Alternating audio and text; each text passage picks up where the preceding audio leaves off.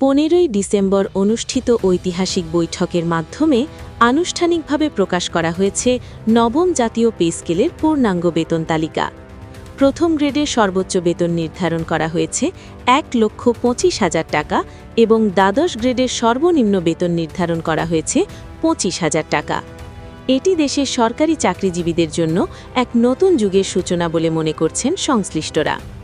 বিস্তারিত আপডেট জানতে ভিডিওটি শেষ পর্যন্ত দেখার অনুরোধ রইল।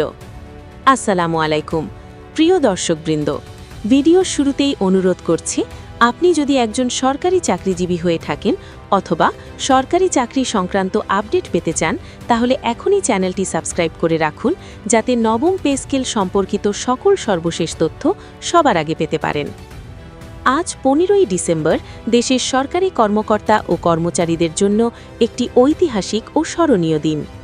দীর্ঘদিনের অপেক্ষা, আলোচনা, আন্দোলন ও নানা জল্পনা কল্পনার অবসান ঘটিয়ে আজ চূড়ান্ত বৈঠকের মাধ্যমে আনুষ্ঠানিকভাবে ঘোষণা করা হল নবম জাতীয় পে স্কেলের নতুন বেতন কাঠামো।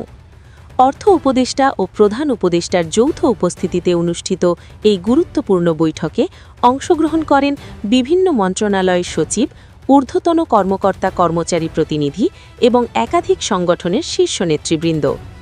বৈঠক শেষে যে বেতন কাঠামো প্রকাশ করা হয়েছে তা নিঃসন্দেহে সরকারি চাকরিজীবীদের জীবনে একটি নতুন অধ্যায়ের সূচনা করেছে।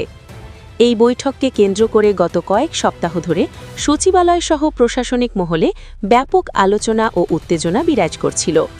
কর্মচারীদের প্রত্যাশা, দেশের আর্থিক বাস্তবতা এবং সরকারের সক্ষমতার মধ্যে সমন্বয় ঘটিয়ে যে কাঠামো প্রণয়ন করা হয়েছে, সেটিকে অনেকেই সাম্প্রতিক সময়ের সবচেয়ে বাস্তবসম্মত ও যুগোপযোগী পে স্কেল হিসেবে আখ্যায়িত করছেন।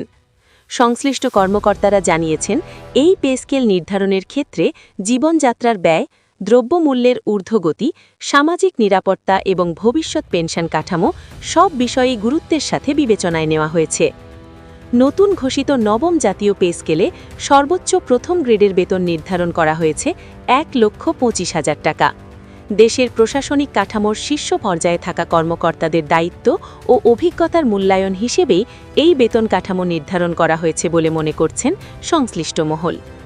দ্বিতীয় গ্রেডে বেতন ধারা হয়েছে ১,১০,০০০ টাকা। এই গ্রেডের কর্মকর্তারা বিভিন্ন মন্ত্রণালয় ও দপ্তরের নীতি নির্ধারণে গুরুত্বপূর্ণ ভূমিকা পালন করে থাকেন, ফলে নতুন বেতন কাঠামো তাদের আর্থিক নিরাপত্তা আরও জোরদার করবে। তৃতীয় গ্রেডে বেতন নির্ধারণ করা হয়েছে ১,০০,০০০ টাকা। এই গ্রেডের কর্মকর্তারা প্রশাসনের মূল চালিকা শক্তি হিসেবে কাজ করেন এবং নতুন পে স্কেলকে তাদের দীর্ঘদিনের পরিশ্রমের স্বীকৃতি হিসেবে দেখা হচ্ছে। চতুর্থ গ্রেডে বেতন নির্ধারিত হয়েছে ৯০,০০০ টাকা। মাঠ পর্যায় ও কেন্দ্রের মধ্যে সমন্বয় সাধনে এই গ্রেডের কর্মকর্তাদের ভূমিকা বিবেচনায় এই বেতন কাঠামোকে ইতিবাচক হিসেবে দেখছেন অনেকেই। পঞ্চম গ্রেডে বেতন নির্ধারণ করা হয়েছে ৮০,০০০ টাকা। এই গ্রেডের কর্মকর্তারা বিভিন্ন দপ্তরের গুরুত্বপূর্ণ শাখা পরিচালনা করেন। ষষ্ঠ গ্রেডে বেতন নির্ধারিত হয়েছে ৭০,০০০ টাকা, যা দীর্ঘদিনের বেতন বৈষম্য নিয়ে অসন্তোষের অবসান ঘটাবে বলে আশা করা হচ্ছে। সপ্তম গ্রেড, যা ক্যাডার এন্ট্রি পদ হিসেবে পরিচিত, সেখানে বেতন নির্ধারণ করা হয়েছে ৬০,০০০ টাকা। এটি নবনিযুক্ত ক্যাডার কর্মকর্তাদের জন্য একটি শক্ত ভিত্তি তৈরি করবে। অষ্টম গ্রেড অর্থাৎ নন ক্যাডার পদে বেতন ধরা হয়েছে ৫০,০০০ টাকা। নবম গ্রেডে বেতন নির্ধারণ করা হয়েছে ৪০,০০০ টাকা। দশম গ্রেডে বেতন নির্ধারিত হয়েছে ৩৫,০০০ টাকা। একাদশ গ্রেডে বেতন নির্ধারণ করা হয়েছে ৩০,০০০ টাকা এবং দ্বাদশ গ্রেডের সর্বনিম্ন বেতন ধরা হয়েছে ২৫,০০০ টাকা। এটি সরকারি চাকরির প্রাথমিক স্তরের কর্মচারীদের জন্য একটি গুরুত্বপূর্ণ অগ্রগতি বলে মনে করা হচ্ছে। এই বেতন তালিকা ঘোষণার মাধ্যমে সরকার স্পষ্ট বার্তা দিয়েছে যে সরকারি চাকরিজীবীদের অবদানকে গুরুত্ব দিয়ে দেখা হচ্ছে। সংশ্লিষ্ট সংগঠনগুলির প্রতিনিধিরা জানিয়েছেন, এই পে স্কেল পুরোপুরি বাস্তবায়িত হলে প্রশাসনিক স্থিতিশীলতা বাড়বে এবং কর্মচারীদের কর্মস্পৃহা আরও বৃদ্ধি পাবে।